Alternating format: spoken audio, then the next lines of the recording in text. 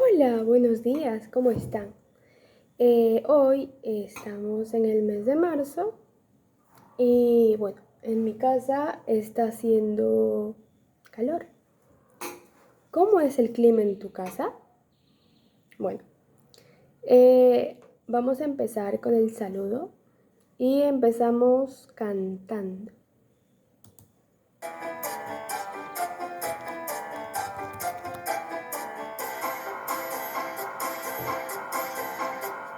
Hola, hola, hola, ¿cómo estás? Yo muy bien, ¿y tú qué tal?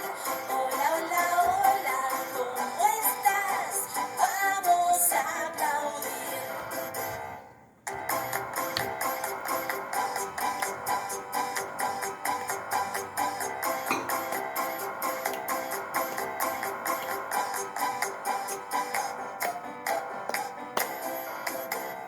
Hola, hola, hola, ¿cómo estás? Yo muy bien, ¿y tú qué tal? Hola, hola, hola, ¿cómo estás? Vamos a saltar. ¡Vamos! ¡Woo! ¡Woo! ¡Woo! ¡Woo! Muy bien, hoy tenemos el área de comunicación. En el área de comunicación vamos a trabajar los sonidos onomatopéyicos.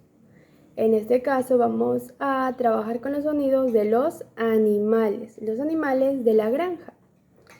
¿Ustedes conocen animales de la granja?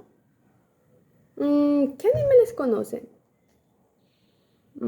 Por ahí me dicen el caballo, también la oveja, la gallina.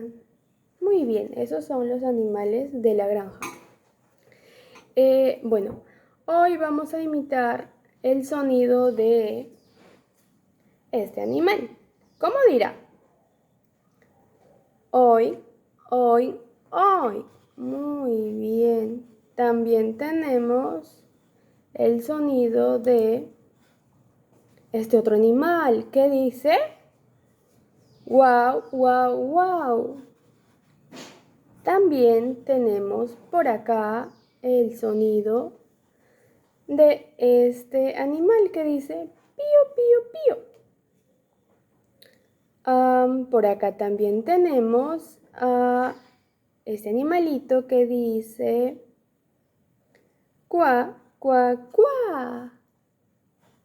Y por último tenemos por acá